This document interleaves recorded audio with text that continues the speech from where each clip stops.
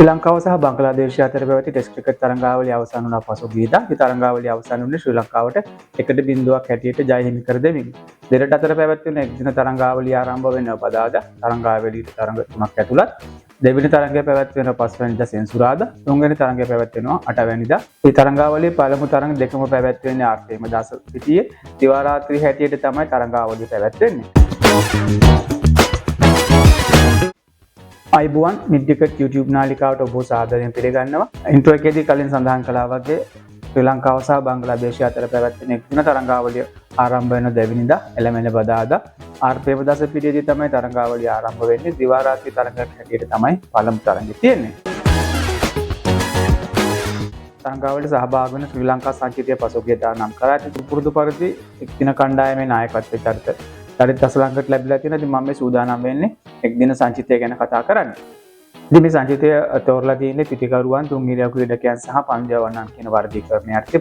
පන්දියවන්නන් වේග පන්දියවන්නන් සහ ළඟ පන්දියවන්නන් කියලා වර්ග කරලා තියෙනවා. මම මේ සූදානම් වෙන්නේ මුලින්ම පිටිකරුවන් ගැන කතා කරන්න. සංචිතයේ පියෝ බැට්ස්මන්ලා 5 දෙනෙක් ඉන්නවා. නිශාන් මදුස්ක, අවිෂ්ක ප්‍රනාන්දු, පැතුම් නිසංක, කුසල් මෙන්ඩිස් සහ සජිර සමරවික්‍රම. නිශාන් ආරම්භක පිටිකරුවා. ඉතින් මේ වෙනකොට නිශාන් එක්දින තරඟ 4ක් ක්‍රීඩා කරලා තියෙනවා. ඉතින් එක්දින තරඟ 4ේදී ලකුණු 158ක් රැස් කරගන්න නිශාන් සමත් වුණා. ඉතින් ඒ තරඟ 4ේදී නිශාන් අර්ධ ශතක 2ක් රැස් කළා. ඉතින් නිශාන්ගේ වැඩිම ලකුණු ලබා ගැනීම ලකුණු 69. දැන් අවසන් වලට එක්දින තරඟයක් ක්‍රීඩා කළේ ශ්‍රී ලංකාව සහ ඕස්ට්‍රේලියාව අතර පැවති අවසන් එක්දින තරඟාවලියේදී. ඉතින් ඒ තරඟාවලියේදී නිශාන් ආරම්භක පිටිකරු හැටියට තමයි කටයුතු කළේ. ඒ තරඟයේදී නිශාන් පන්දු 70කදී 1 පාරක් සහ 4 පාර 4ක් එක්ක ලකුණු 51ක් රැස් කළා. ශ්‍රී ලංකා සංචිතයෙන් තවත් පියෝ බැට්ස්මන් කෙනෙක් තමයි අවිෂ්ක ප්‍රනාන්දු. අවිෂ්ක තරඟ 51කට ක්‍රීඩා කරලා තියෙන. තරඟ 51ේදී අවිෂ්ක ලකුණු 1589ක් රැස් කරගෙන තිනවා. ඒ ලකුණු 1589ට සතක 4ක් සහ අර්ධ සතක 9ක් ඇතුළත්. ඉතින් අවිෂ්කගේ වැඩිම ලකුණු ලබා ගැනීම ලකුණු 127. ඕස්ට්‍රේලියාව සමග පැවති පළමු එක්දින තරඟයට අවිෂ්ක ක්‍රීඩා කළා. නමුත් අවිෂ්කට ලකුණු අතරට එන්න ලැබුණේ නැහැ. ඒ නිසා දෙවෙනි තරඟයේදී පැතුම් නිසංක කණ්ඩායමට ඇතුළත් වුණා. බලාපොරොත්තු තියාගෙන ඉන්න තවත් පිටිකරුවෙක් තමයි කුසල් මෙන්ඩිස්. කුසල් මෙන්ඩිස් මේ දක්වා එක්දින තරඟ 143ක් ක්‍රීඩා කරලා තියෙනවා. ඒ එක්දින තරඟ 143 දී ලකුණු 4429ක් රැස් කරගන්නට කුසල් මෙන්ඩිස් හැකි වුණා. ඉතින් කුසල් මෙන්ඩිස් මේ දක්වා සතක 5ක් සහ අර්ධ සතක 33ක් රැස් කරලා තිනවා. කුසල් මෙන්ඩිස්ගේ ඉනිමක ඉහළම ලකුණු ලබා ගැනීම 143. ඉතින් කුසල් මෙන්ඩිස් අවසන් වලට එක්දින තරඟයක් ක්‍රීඩා කළේ ඕස්ට්‍රේලියාව සමග පැවති එක්දින තරඟාවලියේදී. ඒ තරඟාවලියේදී කුසල් මෙන්ඩිස් අවසන් තරඟයේදී ශතකයක් රැස් කළා.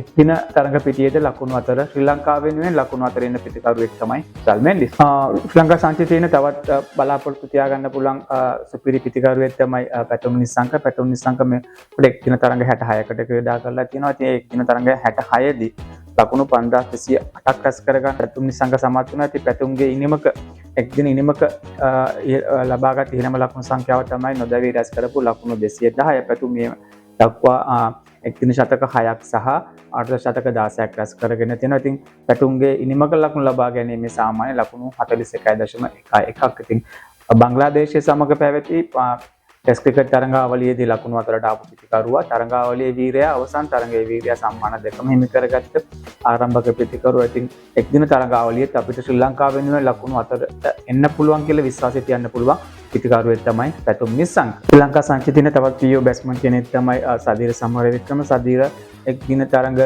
50කට ක්‍රීඩා කරලා තියෙන. ඒ දින තරඟ 50න් තරඟ 45ක් සජිර පන්දුවට පහර දුන්නා. ඒ තරඟ 45 දී සජිර ලකුණු 1261ක් රැස් කරගෙන තියෙනවා. ඉතින් සජිරගේ ඉනිමක හිම ලකුණු ලබා ගැනීම ලකුණු 108. සජිර මේ දක්වා එක් ශතකයක් සහ අර්ධ ශතක 8ක් රැස් කරගෙන දෙනවා. ඉතින් සජිරගේ ඉනිමක ලකුණු ලබා ගැනීමේ සාමාන්‍ය ලකුණු 31.52ක්. සජිර අවසන් වලට එක්දින තරඟයක් ක්‍රීඩා කළේ නවසීලන්ත තරඟ සංචාරයේදී පල්ල කැලේදී තරඟය වැස්ස නිසා ක්‍රීඩා කරන්න ලැබුණේ නැහැ. ඒ නිසා සජිරට පන්දුවට පහර දෙන්න අවස්ථාවක් ලැබුණේ නැහැ.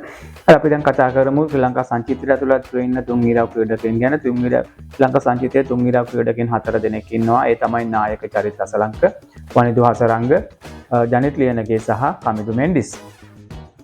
හරිත් අසලංක මේ දක්වා එක්දින තරඟ 73කදී ඉනිම 65කට පන්දුවට පහර දීලා තිනවා.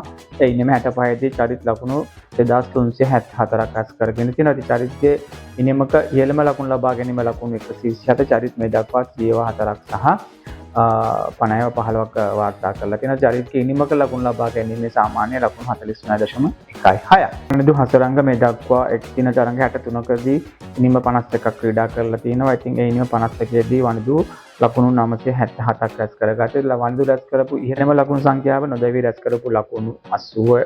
වනිදුගේ ඉනිමක ලකුණු ලබා ගැනීම සාමාන්‍ය ලකුණු 22.2 බිඳුවක්. වනිදු මේ දක්වා අර්ධ ශතක 4ක් රැස් කරගෙන තියෙනවා. එක් දින තරඟ 62දී කඩලු 99ක් රැස් කරගෙන තියෙනවා. ඉතින් වනිදුගේ හොඳම කඩලු ලබා ගැනීම තමයි ලකුණු 19ට කඩලු 7ක් ලබා ගැනීම. ඉතින් වනිදු මේ දක්වා 4 බැගින් අවස්ථා 4කදී දවාගෙන තියෙනවා. ඒ වගේම කඩලු 5 බැගින් අවස්ථා 4කදී දවාගෙන තියෙනවා. ඉතින් වනිදු තවත් එක් කඩුලයි අවශ්‍ය එක් දින පිටියේ 100 සම්පූර්ණ කරන්න අනිවාර්යෙන් වනිදු මේ තරඟාවලියේදී එක සම්පූර්ණ කරා. ඉතින් වනිදු කියන්නේ අඩු පන්දු සංඛ්‍යාවකට ලකුණු 20ක් 30ක් 40ක් රැස් කරන්න පුළුවන් ප්‍රතිකරුවෙක්. ඉතින් වනිදු එදා දවසේ සාර්ථක වුණොත් ශ්‍රී ලංකා කණ්ඩායමට බය වෙන්න දෙයක් නැහැ. පන්දු 20කදී 30කදී ලකුණු 30ක් 40ක් 50ක් ශ්‍රී ලංකාවට රැස් කරගන්න පුළුවන්, ලබා ගන්න පුළුවන් වනිදු එදා දවසේ ලකුණු අතරට. ආසංචි දින තවත් තුන් ඉරව් ක්‍රීඩකෙක් තමයි ජනිත් වෙනගේ. ජනිත් එක් දින තරඟ 3කදී ඉනිම 18කදී පන්දුවට පහර දීලා තියෙනවා. ඉතින් ඒ ඉනිම 18ේදී ලකුණු 616ක් රැස් කරගන්න ජනිත් හැකියුණා. ජනිත්ගේ ඉනිමක ලබාගත් ඉහළම ලකුණු සංඛ්‍යාව තමයි ලකුණු 101. ජනිත් මේ දක්වා එක් ශතකයක් සහ අර්ධ ශතක 4ක් රැස් කරගෙන ඉතින් ජනිත්ගේ ඉනිමක ලකුණු ලබා ගැනීම මේ දක්වා ලකුණු 44.0. බිඳුවක් ඉතින් හොඳ ලකුණු ලබා ගැනීමේ සාමාන්‍යයක්.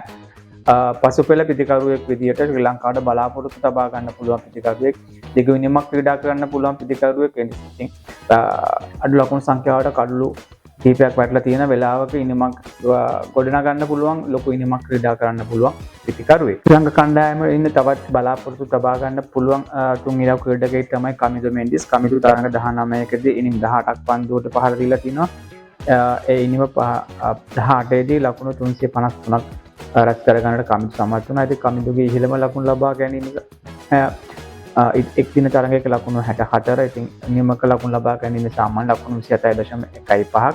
කමිදු මේ දක්වා අර්ධ ශතක 2ක් රැස් කරගෙන ඉතින් ඉතින් කමිදුට තාමත් ඔහුගේ පොටෙන්ෂල් එකට සාධාරණයක් කරන්න බැරුණා කියලා තමයි මම විශ්වාස කරන්නේ. කමිදු ලොකු ඉනිමක් ක්‍රීඩා කරන්න පුළුවන් ක්‍රීඩකයෙක්, පිතිකරුවෙක්. ඉතින් කමිදුට තාමත් බැරුණා.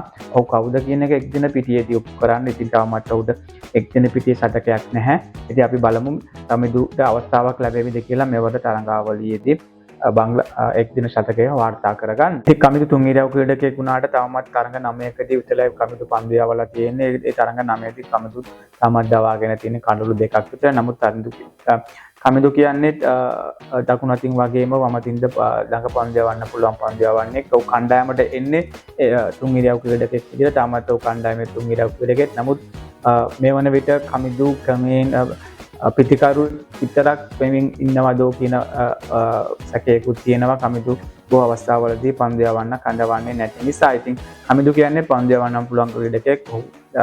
තුලත් වෙලා ඉන්නේ තුන් ඉරව් ක්‍රීඩකයෙක් විදියට. ඉතින් නමුත් කමිදු තාමත් පන්දු යවන්නෙක් විදියට ඒ තරඟ ශ්‍රී ලංකා කණ්ඩායමට ලොකු දායකත්වයක් දෙන්නේ නැහැ. නමුත් ඔහුට ඒ වෙනුවෙන් යමක් කරන්න පුළුවන් පන්දු යවන්න. ඉතින් අපි බලමු මේ තරඟාවලියේදී හෝ ඉදිරි තරඟවලදී කමිදු පන්දු යවන්නෙක් විදියට ශ්‍රී ලංකා කණ්ඩායමට මොන වගේ දායකත්වයක් ලබා දෙයිද කියලා. ශ්‍රී ලංකා සංචිතයේ ඉන්න තුන් ඉරව් ක්‍රීඩකයන් 4 දෙනාම මම විශ්වාස කරන විදියට අවසන් 11 දෙනා අතරට ඇතුළත් වේවි. ඒ තුන් ඉරව් ක්‍රීඩකයන් 4 දෙනාගෙන් 3 දෙනෙක්ම දඟ පන්දු යවන්නන්. ජනිත් තමයි මද වේග පන්දු යවන්නෙක් විදියට කණ්ඩායමට ඇතුළත් වෙලා ඉන්නේ. ඉතින් මේ තුන් ඉරව් ක්‍රීඩකයන් 4 දෙනා තරඟයක් අවසන් කරන්න පුළුවන් හොඳ පිතිකරුවන් 4 දෙනෙක්. ඉතින් ශ්‍රී ලංකා කණ්ඩායමට පන්දු යවන වේග පන්දු යවන 4 දෙනෙක් ඇතුළත්, ඒ වගේම දඟ පන්දු යවනන් දෙනෙක් ඇතුළත්. වේග පන්දු යවනන් 4 දෙනා තමයි අසිත ප්‍රනාන්දු, ඉෂාන් මාලිංග, දිල්ෂාන් මදුසංක, මිලාන් රත්නායක. ඉතින් කාලයකට පස්සේ දිල්ෂාන් මදුසංක කණ්ඩායමට ඇවිල්ලා ඉන්නවා වමත් වේග පන්දු යවන්න. අනිත් දෙනාම දකුණත් වේග පන්දු යවන්න. ඉතින් ඒෂාන් මාලිංග අපි දැක්කා IPL තරඟාවලියේදී පැට් කමින්ස්ගේ කණ්ඩායමට තමයි ක්‍රීඩා කළේ. පැට් කමින්ස් නායකත්වයේ තරඟාවලියේදී ඒෂාන් මාලිංග හොඳින් දක්ෂතා දක්වුවා, කඩළු අතර හිටියා.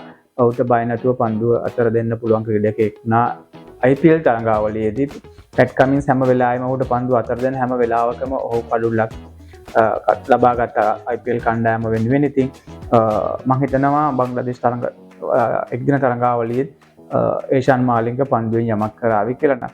ඒ වගේම තමයි දිල්ෂාන් මදුසංක ශ්‍රී ලංකාව වෙනුවෙන් යමක් කරાવી කියලා හිතපු පන්දු යවන්නෙක්. නමුත් ඔහුගේ රිදම් එකේ පොඩි පසුබෑමක් නිසා කණ්ඩායමෙන් එළියට ගියා. අපි දැක්කා අවසාන වුණු ලෝකුසන් තරඟාවලියේදී මුල් පන්දු වාර කිහිපයේදී අනිවාර්යෙන් කඩුලක් දවාගත්ත වේග පන්දු යවන්න. නමුත් ඔහුගේ රිදම් එකේ ප්‍රශ්නයන් නිසා කණ්ඩායමෙන් එළියට ගියා. නමුත් ඔහු දැන් නැවතත් කණ්ඩායමට ඇවිත් ඉන්නවා දක්ෂතා දක්වලා. ඉතින් දිල්ෂාන් කියන්නේ අනාගතයේ ශ්‍රී ලංකාව වෙනුවෙන් යමක් කරන්න පුළුවන් පන්දු යවන්න. ඉතින් වේග පන්දු බලෑනියේ මම හිතන්නේ වගකීම තියෙන්නේ අසිත ප්‍රනාන්දු. අසිත තමයි ඉන්න සීනියර් පන්දු යවන්න. අසිත හොඳින් පන්දු යවනවා. අසිත එක්න තරඟාවල ටෙස්ට් ක්‍රිකට් තරඟාවලියත් හොඳින් පන්දු යවුවා. ඉතින් අපි හිතනවා අසිත මෙවර තරඟාවලියේදී අසිතට යමක් කරන්න පුළුවන් වෙයි කියලා. ඉතින් මිලාන් රත්නායක ගැන තුන් ඉරියව් ක්‍රීඩකයෙක් ටෙස්ට් ක්‍රිකට් තරඟාවලියේ පළමු තරඟයේදී ක්‍රීඩා කළා. නමුත් ආපාදයන් නිසා ටෙස්ට් ක්‍රිකට් තරඟාවලියේ දෙවෙනි තරඟයට ක්‍රීඩා කළේ නැහැ. නමුත් එක්දින සංචිතයට මිලාන් රත්නායක ඇතුළත් වෙලා ඉන්නවා.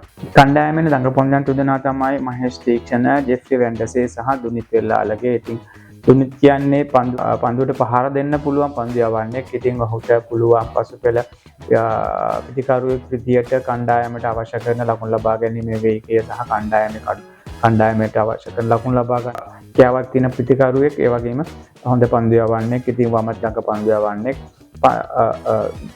තලය තිස්සේ දියුණු වෙමින් ඉන්න පන්දු යවන්නෙක්. ඒ නිසා තමයි ඔහු ටෙස්ට් ක්‍රිකට් සංචිතයට ඇතුළත් වුණේ. ඉතින් දුනිත් සහ මහේෂ් තීක්ෂණ, ජෙෆ්රි වෙන්ඩසේ තමයි ශ්‍රී ලංකා සංචිතයේ ඉන්න දඟ පන්දු යවන්නන්. චරිත අසලංක සහ වනිදු හසලංග එක්ක. මහේෂ් තීක්ෂණ IPL තරඟාවලියෙන් පස්සේ නැවත ශ්‍රී ලංකා කණ්ඩායමට ඇතුළත් වෙලා ඉන්නවා. IPL තරඟාවලියේදී මහේෂ්ට බලාපොරොත්තු වන තරම් දක්ෂතා දක්වන්න ලැබුණේ නැහැ. නමුත් ඔහු බොහෝ තරඟ ක්‍රීඩා කළා. ඉතින් අපි බලමු